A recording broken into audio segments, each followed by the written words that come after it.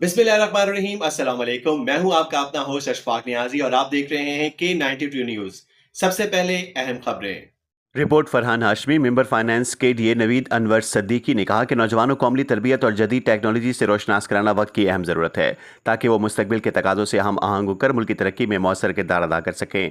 ये बात उन्होंने हुकूमत सिंध के इदारे DIL के तहत मुनक़दा इंटर्नशिप प्रोग्राम के सर्टिफिकेशन तकसीम करने की तकरीब से खिताब करते हुए कही। इस मौके पर मेंबर फाइनेंस नवीद अनवर सद्दीकी के हमरा डायरेक्टर CP&BB और एडिशनल डायरेक्टर IT डिपार्टमेंट के DA जनाब अजीज़ अब्बासी की जानिब से 1 फरवरी तक मार्च 2026 रमज़ान वक्फा के सेशन में मुनक़िद की जाने वाली तरबियती क्लासेस में शरीक तलबा को असनाद तकसीम की गई।